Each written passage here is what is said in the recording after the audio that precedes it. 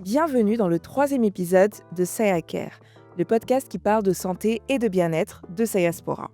Dans cet épisode, on parle d'un sujet crucial, mais souvent invisible, l'équité en santé. Pourquoi les femmes issues de la diaspora sont-elles encore si peu représentées dans la recherche médicale? Pour en discuter, nous recevons Cindy Lufuluabo, spécialiste en santé publique et défenseur d'un système de santé inclusif et juste. Bonjour ma chère, Salut, comment vas-tu? je vais très bien et toi?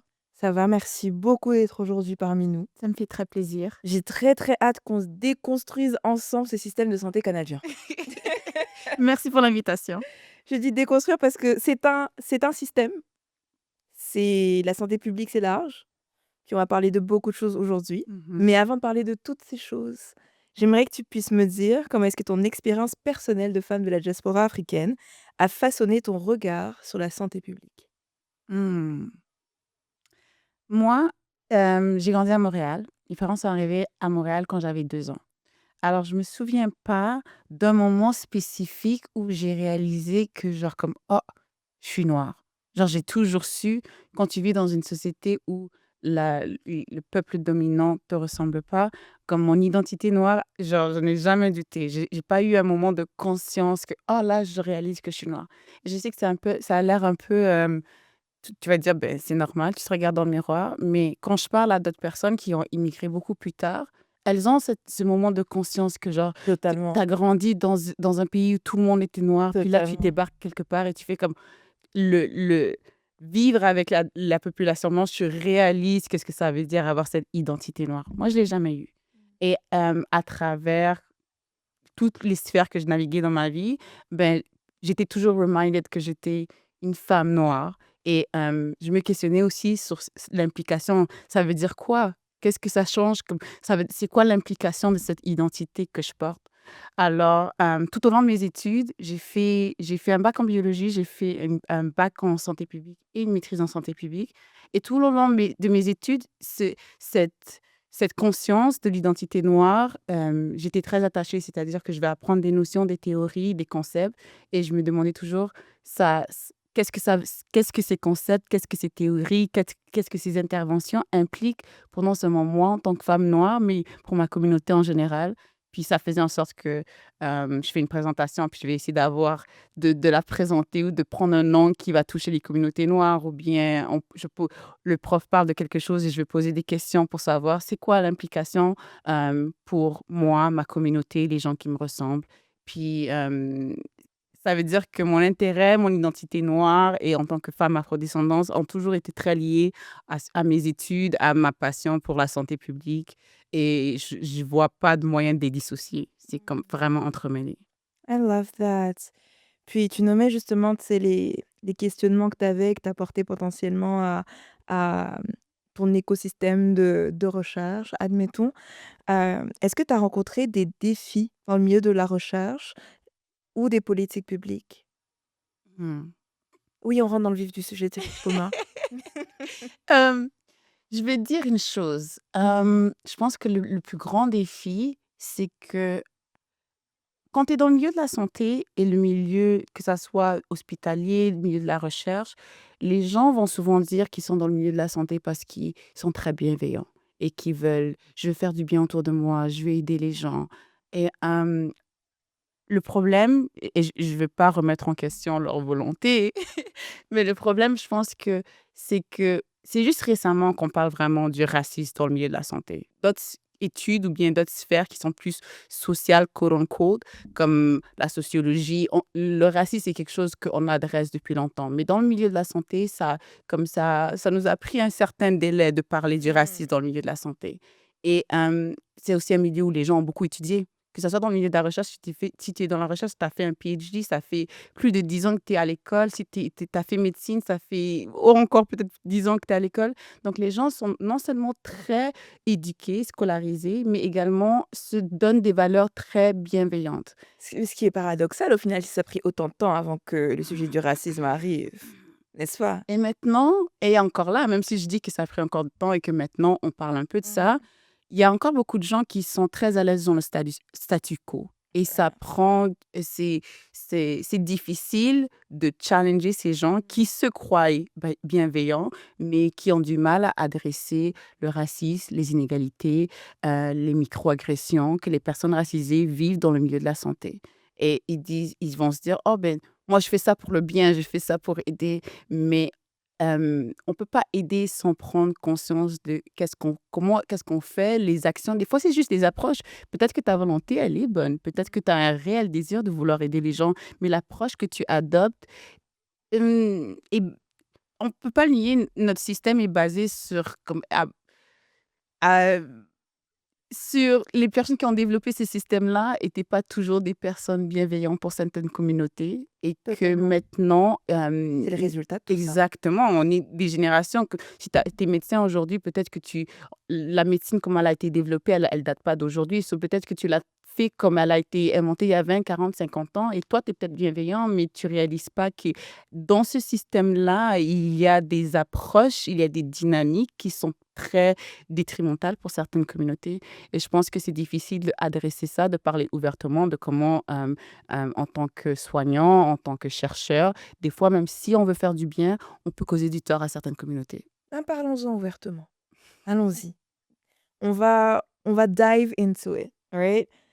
Est-ce que tu peux nous dire pourquoi slash comment la recherche médicale a historiquement exclu les femmes et les personnes issues des minorités visibles au Canada? Absolument. Commençons par les femmes. Mm. Pendant longtemps, l'approche, que ça soit médicale ou bien dans le milieu de la recherche, était une perspective très masculine. Et puis, on s'est caché derrière des excuses pendant très longtemps de dire que les femmes étaient des sujets compliqués à étudier. Pourquoi compliqués à étudier? Parce qu'elles ont un cycle hormonal, elles ont des flux, elles vont avoir leurs règles, elles peuvent tomber enceintes, elles vont avoir la ménopause. Et tout ça sont des facteurs qui causent des variations qui sont trop difficiles à prendre en considération dans la recherche. Alors, dans cette perspective, l'homme est considéré comme la norme. L'homme est le prototype et la femme est La variante. variante secondaire.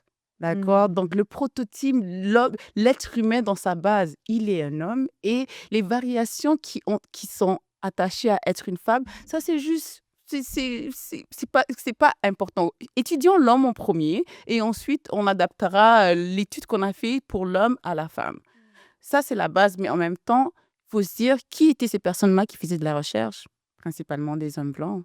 Donc, si on applique si on se dit qu'il y a cette perspective qui est concentrée sur l'homme, elle s'applique aussi aux personnes qui sont racisées, c'est-à-dire que l'homme blanc est la base et toutes les autres variations, les hommes noirs, les femmes noires, les femmes autochtones, c'est des variations qu'on a un peu délaissées. C'était plus simple de juste étudier l'homme blanc et d'adapter l'étude qu'on a fait sur les hommes blancs au reste de la population que de dire que peut-être que le sexe a réellement des variations sur est-ce que c'est vraiment applicable d'étudier un homme et ensuite d'essayer d'appliquer cette étude-là à une femme?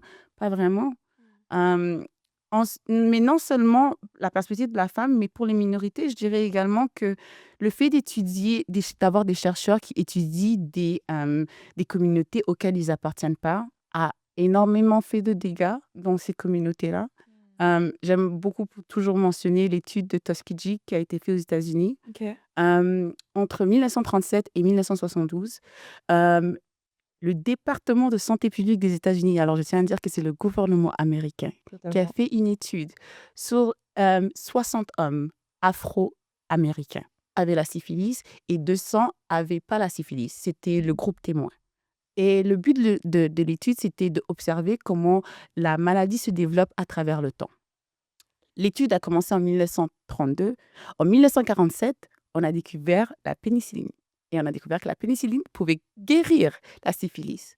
Malgré ça, l'étude s'est poursuivie jusqu'en 1972. On n'a jamais dit aux participants qu'ils avaient la syphilis. On leur a dit qu'ils avaient un bad blood disease. Et non seulement c'est des dégâts incroyables faits à cette communauté-là parce que ces hommes-là avaient des femmes. Ça veut dire ces hommes-là ont donné la syphilis à leurs femmes, qui, elles, ont eu des enfants qui ont eu la syphilis. Tout ça aux yeux du gouvernement américain, sachant que vous avez des gens à qui vous ne dites pas leur vrai diagnostic, que vous permettez qu'ils contaminent d'autres personnes vous voyez une communauté mourir, des gens mourir d'une maladie que vous êtes conscient et vous avez le remède et vous ne leur dites pas. C'est trop grave.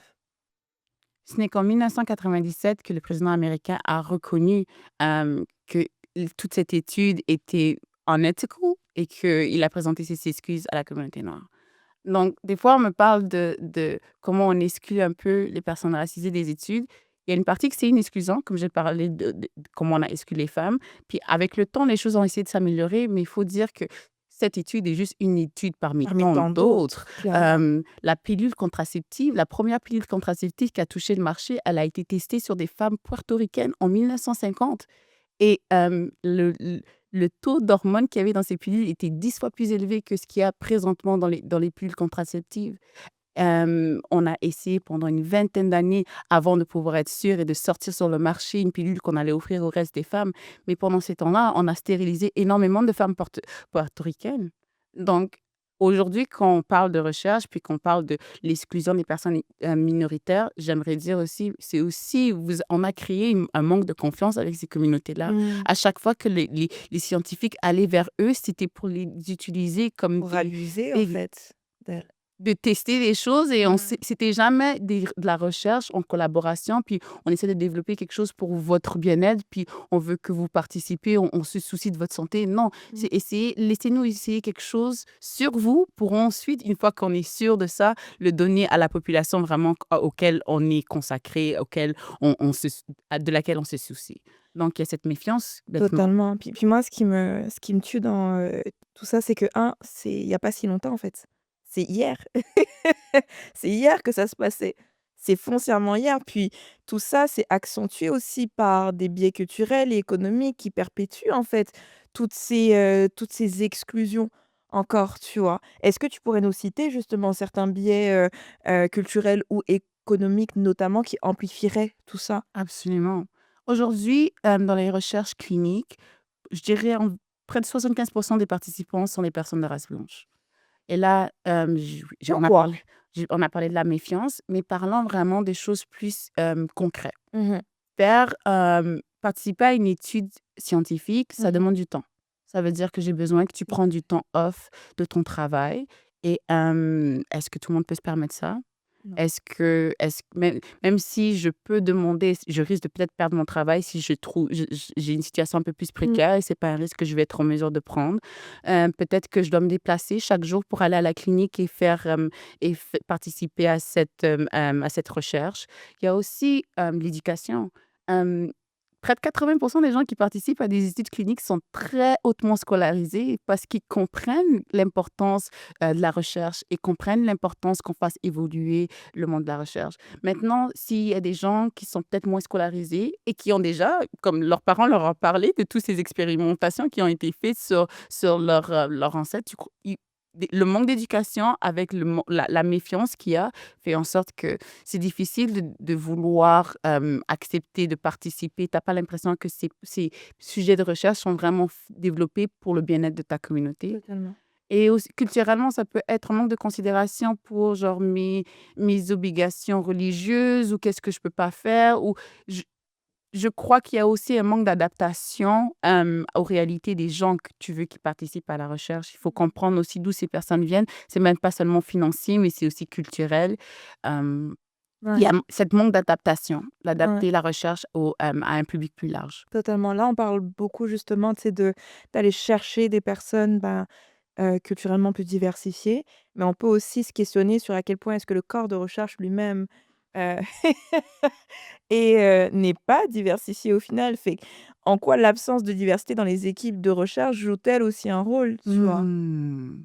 Mais on, on parle de comment le manque de scolarité peut faire en sorte que j'ai moins confiance Mmh. à la science. Et durant la pandémie, je me rappelle qu'il y a des statistiques qui étaient passées à TVA, puis qui disaient que moins les personnes sont scolarisées, moins ils acceptent le vaccin. Puis les gens étaient un peu scandalisés. Oh, qu'est-ce qu'ils essaient de dire? Si je veux pas le vaccin, c'est que je suis. Mais la réalité, c'est vrai. Mmh. C'est vrai parce qu'il y a cette méfiance faire tout ce qui est très gouvernemental, mais tout ce qui est très institutionnalisé parce que le moins les gens ont étudié, le moins les gens, ils ont cette confiance en les grandes Mmh. institutions. Et ensuite, ça veut dire que les gens qui font de la recherche, c'est souvent des gens qui sont des PhD. Donc, il faut se rendre à ce niveau-là. Il faut être accompagné. Est-ce que j'ai les ressources d'être accompagné pour aller aussi loin dans mes études académiques? Faire son PhD, ça veut dire être étudiant pendant une bonne dizaine d'années. C'est pas facile d'être étudiant financièrement. Il y a beaucoup de gens comme racisés qui peuvent se permettre de dire, je vais me pousser mes études au PhD qui va prendre soin de moi financièrement. Comment je vais pouvoir faire ça? Le mal, les conséquences de ne pas avoir une équipe de recherche qui est très diversifiée, c'est de ne pas adapter tes questions de recherche aux bonnes populations, de peut-être pas poser les questions de la bonne façon ou peut-être pas cibler où tu vas faire ton recrutement pour ta recherche aux bons endroits parce que tu ne connais pas réellement ces populations-là. Tu es quelqu'un de l'extérieur qui essaye d'étudier. Et cet aspect aussi d'être un chercheur extérieur à la communauté que tu étudies, ça, beaucoup de gens le voient comme extracteur. Je suis là pour récolter des données et puis aller faire ce que je veux Et avec ça a un ces poids données. historique, en fait, au final. Absolument. Surtout que, et présentement, dans les communautés autochtones, surtout au Canada, il est interdit de faire des recherches. Comme toutes les données des recherches qui sont faites sur les communautés autochtones doivent appartenir aux communautés autochtones. Parce que pendant longtemps, on est allé dans leur territoire, on les a observés, on a extrait plein de données et ensuite on est allé écrire des documents et puis des essais scientifiques sans jamais que les Autochtones aient droit et accès à ces informations. En final, tu écris, tu rédiges des choses sur ma communauté sans que moi j'ai mon opinion à dire, mais toi, tu ne connais pas réellement. Mm. Donc, cet aspect extra-terre, je viens dans ta communauté pour l'étudier et ensuite je vais interpréter les données comme bon me semble. Ça rend difficile le désir de vouloir vraiment participer à Et la confiance, au final. exactement, parce que en fait, il y a quelqu'un qui a un jugement sur nos communautés sans vraiment les connaître. Totalement. Le fait d'avoir comme l'objectif et je pense le point bénéfice d'encourager plus de gens racisés, noirs, africains à aller dans des études supérieures et à participer à la recherche, ça permet de faire des recherches par et pour. Nous sommes les personnes qui étudient nos communautés et c'est simplement de dire que la recherche, elle ne doit pas être juste de la curiosité intellectuelle. Elle est là pour servir la communauté aussi. Et quand c'est des chercheurs qui sont issus de ces communautés, non seulement ils sont plus à l'écoute de leur communauté, ils savent un peu c'est quoi déjà les problèmes. Ça veut dire qu'ils ne vont pas faire de la recherche juste pour voir, juste envie de mettre des chiffres et puis les sortir au grand jour puis dire, oh, il y a 50% des Noirs sont comme ça ou 70% des Asiatiques. Non, je choisir un sujet de recherche qui va me donner des informations qui seront utiles à la communauté. Maintenant, qui va les éclairer et leur permettre de faire des meilleurs choix ou bien de demander s'ils vont faire des demandes de subventions ou créer des organismes communautaires. Mais je vais créer un organisme communautaire qui répond réellement à un besoin puisque la recherche m'a permis de mettre la lumière sur un problème que je connaissais peut-être pas dans ma communauté. Le but de la recherche, ça devrait être ça, c'est de nous éclairer un peu, nous dire un peu, genre, de prendre les données et de nous dire un peu quelle est la réalité de nos communautés. La même façon comme Facebook récolte Facebook nous connaît très bien, même tous les réseaux sociaux Même trop bien. nous connaissent très bien parce qu'ils Ouais. récoltent tellement de données sur nous, Ouais. des données que nous, on n'a pas forcément accès, puis tu crois que c'est pas pertinent, mais peut-être que ça l'est. Mm. Et la recherche, c'est supposé être ça. Mais quand elle n'est pas faite avec des gens qui sont concernés ou des gens qui appartiennent à ces communautés-là, Mm. elle est très extractaire et elle ne fait pas le bien à la communauté qu'elle devrait faire. Totalement. J'aime beaucoup t'écouter parler du système de santé et puis de la recherche parce que même si on parle de tous les défis, puis de tous les biais qui constituent cet environnement-là, tu parles de ce secteur avec beaucoup d'espoir. Tu sais, je vois encore c'est pas bien, mais il faut y être, puis il faut essayer de changer, tu vois? Puis, il y a il y a une notion justement, tu sais, de neutralité scientifique, n'est-ce pas? Qui fait partie des petits biais de ce secteur aussi, puis que j'aimerais bien qu'on aborde. Premièrement, est-ce que tu pourrais la définir pour les personnes, c'est qui, nous écoutent, ce que c'est que la neutralité scientifique? Puis pourquoi est-ce qu'elle peut justement des fois masquer une inégalité structurelle? Bien sûr. L'idée de la neutralité scientifique, c'est de dire qu'en tant que scientifique ou professionnel de la santé, on doit être le plus neutre possible Mmh. et éliminer les facteurs, les biais. Je ne dois pas dire mon opinion, Mmh. je dois me concentrer sur les données et partager les données de manière le plus objective possible. Moi, personnellement, L'objectivité, la neutralité, c'est le plus gros mythe qui existe. Aucun de nous sont neutres. Et les gens croient que parce que des fois on utilise des données et c'est des chiffres, que forcément ça veut dire que puisque ce que je dis c'est basé sur des chiffres, ce que je dis c'est neutre ou c'est objectif, mais absolument On vient pas. de voir que même le process de recherche peut avoir des biais. Dès lors, les chiffres qui sortent peuvent être totalement biaisés. En tant que chercheur, on est construit par notre environnement. Où tu as fait tes études? Qui sont tes parents? Dans quelle ville tu as grandi? De quelle orientation sexuelle tu es? Tout ça, ces petits éléments, comme viennent changer notre position et notre perspective des choses en tant que chercheur. Ça va déterminer quelle méthode tu décides d'utiliser pour ta recherche. Quel type de recherche, c'est quoi les sujets de recherche que tu vas te spécialiser. Tout ça, les différents éléments qui ont fait de moi la femme que je suis vont aussi dicter la chercheuse que je veux être. Totalement. Et puis, c'est inévitable. Tantôt, je te parlais que dans les Autochtones, ils ont mis des lois en place pour que leurs données leur appartiennent. Parce que les gens venaient chez eux récolter des données et ensuite les interpréter à la façon qu'eux, ils voulaient les interpréter. Donc, même si les données sont peut-être factuelles, on peut dire il y a vraiment 50% des Autochtones qui sont comme ça, ou bien on a relevé que 60%. Ces chiffres peuvent être exacts, mais leur interprétation peut être complètement erronée.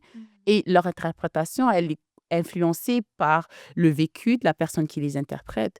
Donc, la neutralité, elle est fausse. Et non seulement elle est fausse, il y a une certaine hiérarchie des savoirs qui est en place grâce à la neutralité scientifique, qui fait en sorte que les recherches qui sont basées sur des données empiriques sont considérées ou données plus de la valeur que des recherches qui sont plus basées sur des recherches ancestraux, savoirs ancestraux, ce qui fait en sorte que euh, des peuples aborigènes qui connaissent bien leur nature, on va leur dire: «Oh non, on va confier la sauvegarde de l'environnement à des environnementalistes parce qu'eux, ils ont fait des recherches». Lorsque ces peuples-là, ils vivent dans la nature depuis des années et des années et leur savoir est pas moins, pertinent que quelqu'un qui est allé à l'université et qui a fait un PhD. Totalement. Donc cette neutralité, je trouve qu'elle est utilisée pour, en fait, dire: «Oh, telle personne, c'est mieux que d'autres personnes», mais c'est juste une manière de hiérarchiser les savoirs puis de faire en sorte que d'autres personnes prennent plus la parole que d'autres.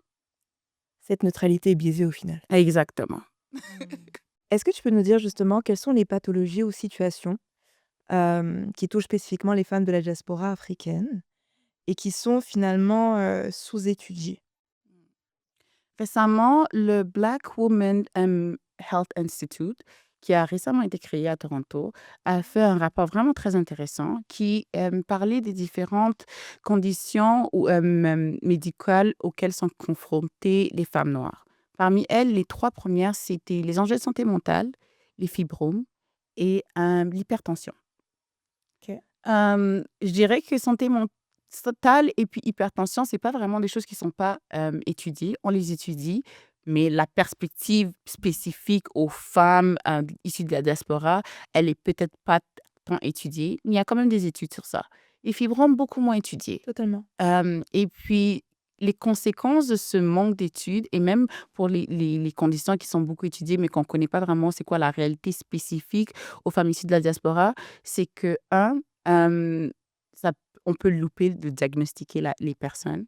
Ça veut dire que puisqu'on sait pas si je ne sais pas à quoi une condition a l'air pour une population si spécifique et que genre toutes mes études sont basées sur soit des femmes blanches, soit des hommes blancs, mais quand la condition apparaît sur une population que j'ai pas étudiée, ça peut être un peu plus ambigu pour moi de déterminer si cette personne a vraiment cette condition ou pas. Ce que ça fait de pas pouvoir diagnostiquer très, à l'avance, c'est que au moment où on diagnose, peut-être que la maladie a vraiment beaucoup avancé. Totalement. Alors, c'est comme le cancer du sein.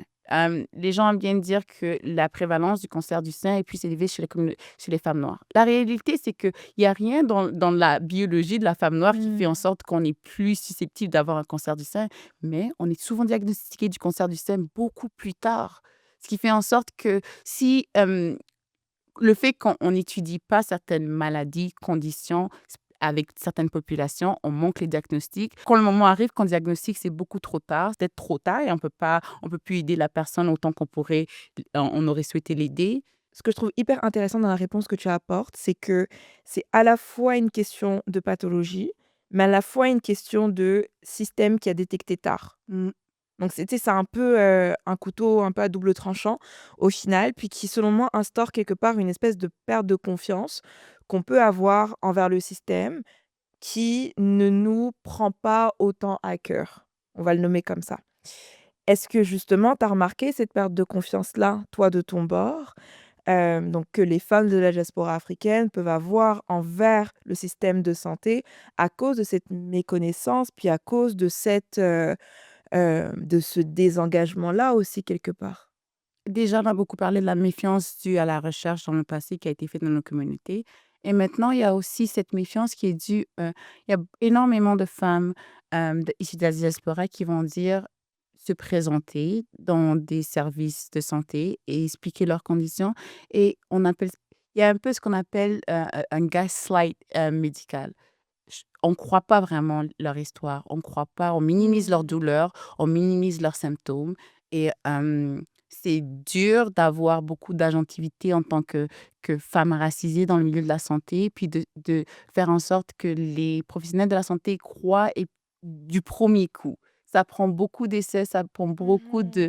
de revendications pour qu'on les Mmh. croie et ça délaie encore plus le diagnostic et en fin de compte, ça fait en sorte que on voit pas de la même façon qu'on voit pas les c'est dur dans la société où on vit de voir les policiers comme des gens qui sont là pour notre bien-être. Ça devient dur pour des personnes racisées de voir les professionnels de la santé comme des gens qui sont là pour, prendre soin de notre Ce santé. qui est foncièrement dommage. Ouais, parce que, c'est quoi c'est quoi nos autres options? Si je peux pas faire confiance à mon médecin, si je peux pas faire C'est une confiance très aux bonne gens qui question. m'offrent des soins de santé, à qui je peux faire confiance? Parce que la réalité est l'inverse est pas meilleur. Se dire que je vais pas aller voir le médecin, ça peut aussi retarder le diagnostic et aussi avoir beaucoup d'impact négatif. C'est où je trouve le juste milieu. Ça revient que je pense qu'il y a beaucoup de femmes racisées qui se disent que leur santé est entre leurs propres mains. Vas-y, moi, je vais faire mes recherches, moi, je vais m'informer, je vais aller voir ça, je vais aller voir ça. Mais de mettre toute ma confiance dans le système de base, c'est difficile. Ouais. Puis encore une fois, je réutilise ce mot, mais j'ai l'impression que c'est quelque chose qui s'applique vraiment des 2 bords. Il y a finalement ce désengagement-là auprès des femmes, enfin des femmes elles-mêmes, c'est qu'ils se disent: «Ben, c'est un système qui ne me comprend pas, c'est un système qui ne me calcule pas, donc Mhm. je vais créer mon propre système». Est-ce qu'il y a des recherches qui ont été faites dessus? Est-ce qu'il y a une certaine, tendance qu'on arrive à observer par rapport à ça ou c'est encore trop Hem, trop au stade peut-être, communautaire et par communautaire, je parle pas forcément, tu sais, de communauté, mais vraiment plus au stade de, d'aide, de service auprès des organismes communautaires qui, eux, ont plus une expérience grassroots, qui peuvent plus témoigner de ça, versus l'étape où ça monte à la recherche, en fait. Je le travail communautaire est là, a toujours été là. Ouais. Comme le milieu communautaire fait énormément au niveau de la santé et moi, c'est un peu mon coup de cœur de la santé publique, Mmh. c'est de pouvoir travailler avec des organismes communautaires qui ont déjà ce lien de confiance avec la communauté. Alors c'est facile de si une institution gouvernementale décide de s'associer avec, un organisme communautaire qui, lui, déjà a la confiance de la communauté, c'est facile de faire ensemble et puis d'apporter l'aide qu'on a besoin à la communauté. Donc le milieu communautaire fait déjà beaucoup,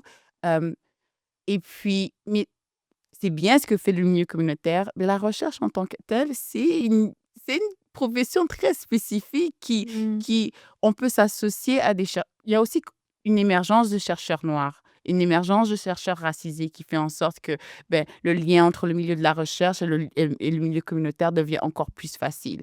Mais, des institutions de recherche spécifiquement pour les femmes racisées, petit à petit, j'ai mentionné déjà le Black Oui. Women Health Institute qui Oui. qui moi je pense est une initiative incroyable, Mmh. mais il en faut encore plus et il y a beaucoup d'initiatives exact pour des communautés spécifiques, mais encore là, pour ces communautés et femmes. Dans le milieu J'aime de la bien le concept de recherche, communauté et femmes comme que tu nommes parce que c'est très juste. On l'a vu au début, l'homme fait partie du prototype, puis la femme est la variante secondaire donc ça veut dire ouais. même si je crée quelque chose Ouais. pour, toute la communauté noire, pour toute la communauté asiatique, il y a ce risque que la femme soit encore Totalement. oubliée. Il y a ce risque que les problèmes spécifiques aux femmes soient encore oubliés. Donc, hem comment est-ce qu'on fait pour garder espoir, ma chère? Parce que là, je je sais pas quoi te dire, mais j'ai l'impression, puis je pense que c'est une émotion que je partage et qui est certainement partagée par beaucoup de femmes aussi. Tu sais, j'ai un sentiment de frustration, d'épuisement. Tu sais, comme tu l'as mentionné, oui, il y a un système qui est là, qui est, peut-être pas forcément adéquat, mais qui est là quand même. Il faut pas qu'on se désengage, mais en même temps, c'est pas un système qui vient non plus extrêmement nous chercher non plus. Hem, Tu sais, il y a de la frustration, il y a de la résignation, puis je pense pas que ce soit des sentiments qui sont propres à ma personne. Encore une fois, tu sais, on parle de recherche. Hem, est-ce que ce sont des émotions, tu sais, qu'on voit ressortir souvent, tu sais, dans les recherches, dans les éléments qui viennent à vos oreilles, vous, personnes de la santé publique? Absolument. Moi, j'ai participé à beaucoup de projets de recherche, principalement qualitatifs. Et Mmh. qu'est-ce que j'aime de la recherche qualitative, c'est que je fais des entrevues avec les gens. Ouais. Je m'assois avec les gens, puis je parle avec les gens, puis les gens te parlent de leur vie. Peu importe c'est quoi le sujet de la recherche, mais les gens, tu arrives à avoir une conversation qui est Mmh. beaucoup plus humaine, puis d'écouter les gens. Puis il y a ce désespoir. Je pense il y a ce, je sais, comme Ouais, j'abandonne un peu, puis ouais. je peux juste pas faire confiance au système. Hum, est-ce qu'on peut se permettre d'abandonner? Pour moi, C'est une bonne question. la santé est trop primordiale. Ouais. C'est tout ce qu'on a. Comme dans ce monde qui nous stresse et qu'on vit tellement de choses qui sont si tu as pas la santé, qu'est-ce qu'il te reste? Donc je pense pas qu'on peut se permettre d'abandonner. Hem, j'aime beaucoup j'aime j'aime beaucoup les gens qui ont des aspirations à aller dans le milieu médical et dans les faire devenir des professionnels de la santé. Mais ce que moi j'aime dire aux gens aussi, c'est que, faut pas négliger la recherche. Comme on se dit: «On a besoin de plus de médecins noirs, plus d'infirmières noires, plus de dans» absolument, je suis complètement d'accord. On a besoin de plus de professionnels de la santé racisés. Ça fait du bien de rentrer à l'hôpital ou dans un service de santé, puis tu es accueilli par quelqu'un qui te mais ne négligeons pas l'impact des chercheurs dans le milieu de la santé. Totalement.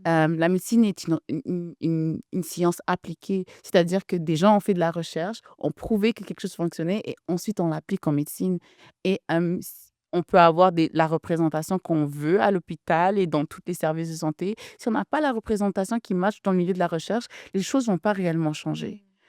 Les chercheurs permettent de mettre en pratique des interventions, des approches plus inclusives et oui, les gens qui sont sur le terrain peuvent le faire, mais si on peut montrer à travers les données en recherche comment, le manque d'inclusion, le manque comment dirais-je? De compétences culturelles est importante pour donner des soins de qualité. Si on peut faire ça à travers la recherche, c'est alors on a plus d'arguments pour demander des changements réels dans nos Mmh. milieux de santé, d'aller vers le gouvernement puis de dire à qui doit, subventionner et donner de l'argent pour telle initiative. La recherche est indispensable pour qu'on évolue dans le milieu de la santé puis qu'on crée un milieu de santé qui est plus inclusif. Totalement. Bah, c'est quoi justement une approche de recherche inclusive pour toi? Pour moi, l la meilleure chose, c'est la recherche participative. OK. C'est-à-dire que, pendant longtemps, je pense que la recherche était faite, comme j'étais comme j'ai mentionné plus tôt, vraiment, pas en collaboration avec les communautés Mmh mh. sur qui on faisait des recherches. Mmh Ce mh. qui veut dire que moi, je suis un chercheur, je décide mon sujet de recherche, je décide de ma méthode que je vais faire et ensuite je me présente à la communauté, puis j'essaie de faire du recrutement, je récolte mes données et je vais interpréter ça toute seule. La recherche participative dit d'essayer d'inclure la communauté sur laquelle notre recherche va porter dans chacune des étapes de l'élaboration de la recherche. Mmh. C'est-à-dire que même avant que je me pose quel type de recherche je veux faire, c'est quoi le sujet de ma recherche, Faut que je je m réfléchisse à ça avec la communauté. exactement. Tu assis-toi avec les gens puis Mmh. pose: «Qu'est-ce que vous avez besoin?» Comme c'est quoi le problème de santé qui vous préoccupe C'est vrai que vraiment? dès là, ça changerait beaucoup de choses. Ben oui, parce que des fois, j'ai trouvé des sujets de recherche que, pour de vrai, c'est qui C'est t'a pas dit que pertinent. oui, est-ce que la communauté a besoin qu'on sait Ouais, combien de je sais pas. ouais, Non, ouais. faisant de la recherche sur des choses que la population est vraiment concernée. On dit, je sais pas moi, les fibromes sont vraiment, vraiment, vraiment, prévalents dans notre communauté. pourquoi on ne met pas plus d'argent sur ça? Et puis, écoutez les femmes, peut-être qu'elles vont vous dire, ah ben, on veut savoir pourquoi cette prévalence, ou on veut savoir pourquoi cette douleur, ou quel médicament fonctionnerait mieux. Ah. S'asseoir avec la population et élaborer tout le processus de recherche avec eux fait une grande différence. Et même pas juste l'élaboration, c'est aussi les résultats. OK, à la fin, ça, c'est les résultats. Qu'est-ce que vous en pensez? Comment vous interprétez? Qu'est-ce que vous pensez est la cause des résultats qu'on a trouvés? Échanger comme ça avec la communauté, les inclure dans toutes les étapes de la recherche. Moi, je pense que c'est le moyen de faire de la recherche qui est fortement inclusive et qui a un réel impact dans la communauté. Est-ce qu'il y a déjà des espaces de recherche ou santé publique qui mettent de l'avant justement un système un peu plus inclusif au final?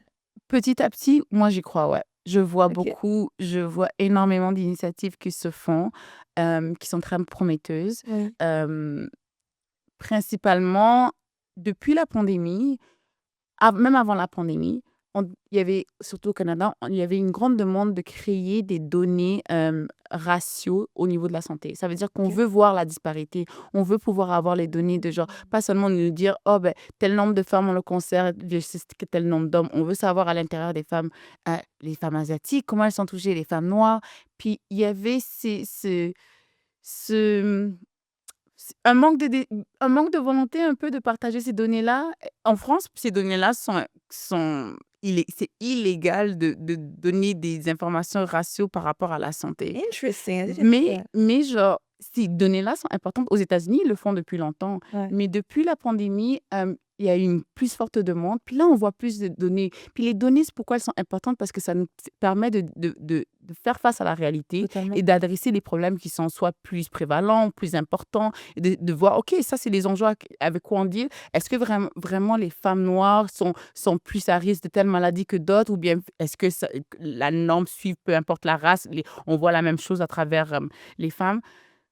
Il y a des initiatives qui se font. Moi, je trouve que plus présentement, au Canada, je trouve que c'est plus du côté anglophone. Il y a Black Health Alliance, il y a Black Health Education Collective. Il y a plusieurs choses qui se font en Ontario, des chercheurs, des gens qui finissent leur PhD, des chercheurs qui font des collaborations ensemble et qui s'intéressent vraiment à des enjeux spécifiques à certaines communautés.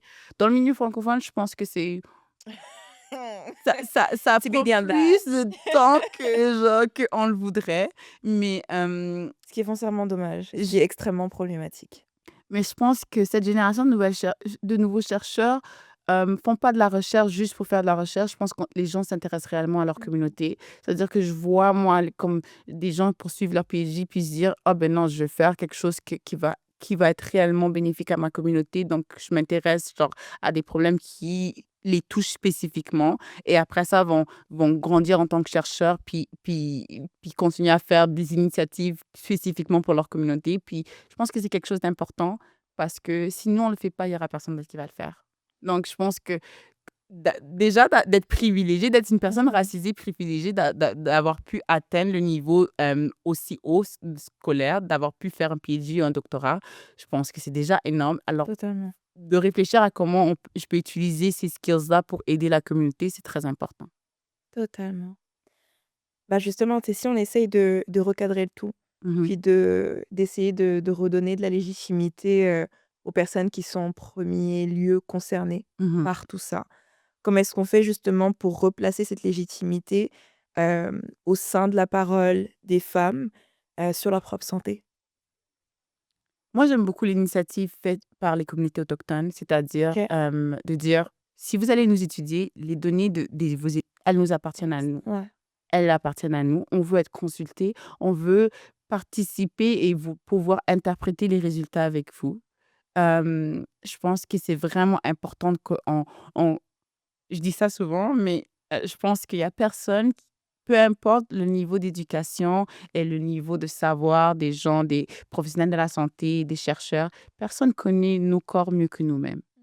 Et de se rappeler ça, puis de savoir à quel point notre voix est importante dans tout ce qui touche la santé, et pas se dire: «Oh non, mais c'est un médecin, il connaît forcément mieux que moi». Non, moi aussi j'ai mon mot à dire, moi aussi je peux exprimer comment je me sens, comment par rapport soit au système et par rapport à la validité de mon expérience personnelle.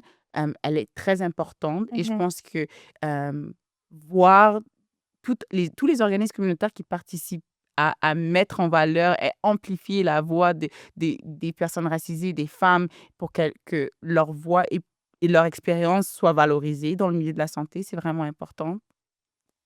Dans cette même démarche justement de replacer la légitimité auprès de celles qui vivent, c'est les différentes réalités qu'on nomme depuis tout à l'heure. Comment est-ce qu'on fait justement pour encourager plus de jeunes femmes de la diaspora africaine à investir ces espaces? Investir des espaces de santé, des espaces de recherche?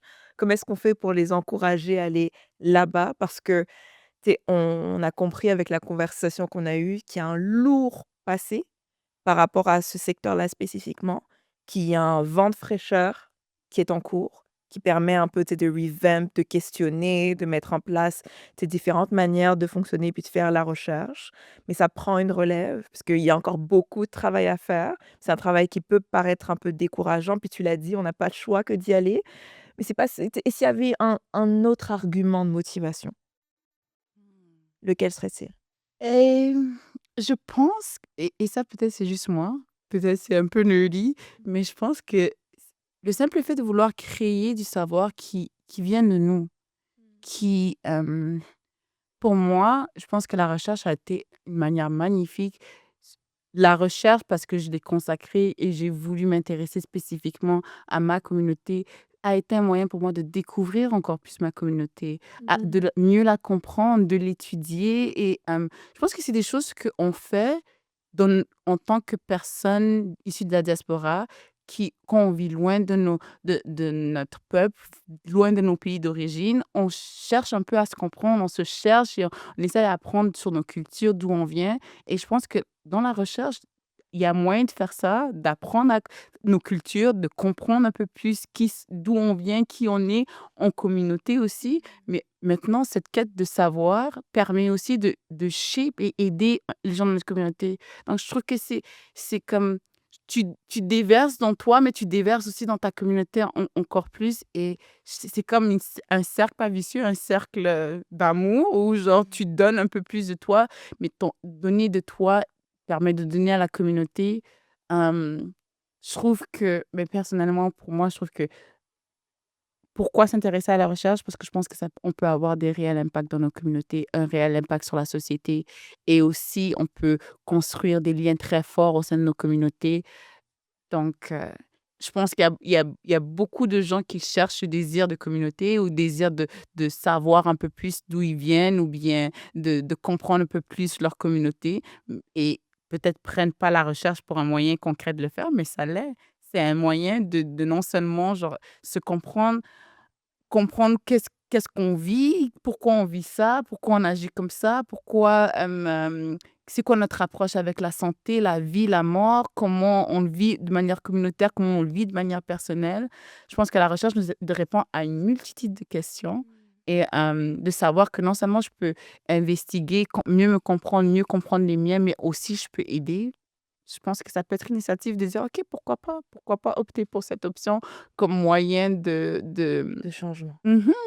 Je pense que des fois, l'activiste, tu peux sentir que tu as envie de faire pour ta communauté, puis parler, parler, mais genre comme c'est très et la recherche aussi can be very draining. Mais des fois, tu as l'impression: «Est-ce que je change quelque chose réellement?» Ben, peut-être que la recherche est un moyen de faire ça, de pas seulement revendiquer et de dire: «Oh ben, this is wrong» et puis genre comme les choses devraient pas être comme ça, mais utiliser un moyen concret pour changer les choses.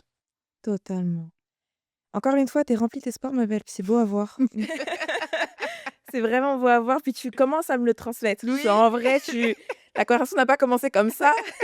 À un moment donné, je t'ai même dit: «Je suis fatiguée de tout ça», mais là, tu as raison, c'est on n'a pas le choix que d'y croire, parce que la santé, c'est primordial.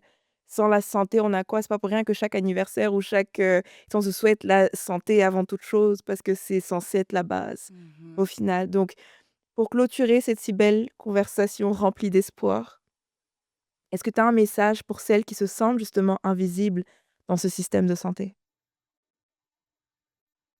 Mmh. J'aimerais dire votre voix compte et Mmh. puis si à chaque fois que vous avez l'impression qu'elle compte pas, c'est à nous de créer les espaces pour qu'elle compte.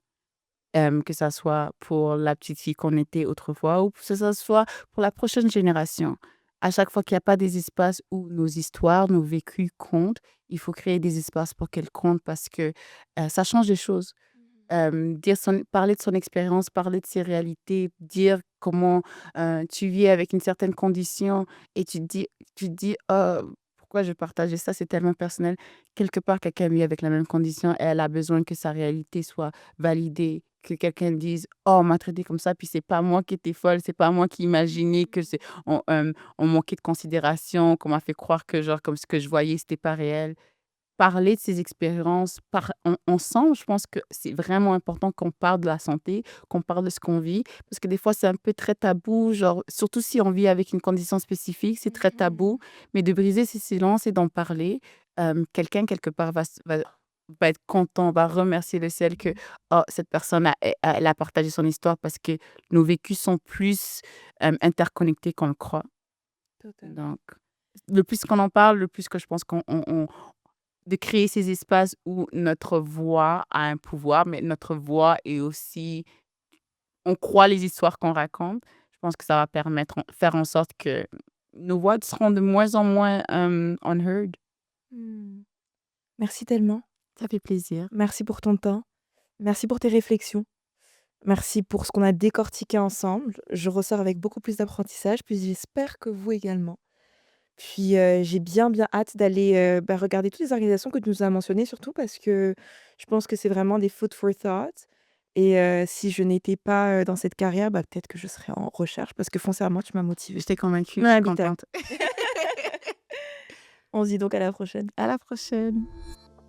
Merci à la Fondation canadienne des relations raciales de financer ce podcast et également merci à Cindy, encore une fois, pour cette conversation inspirante, lucide et essentielle.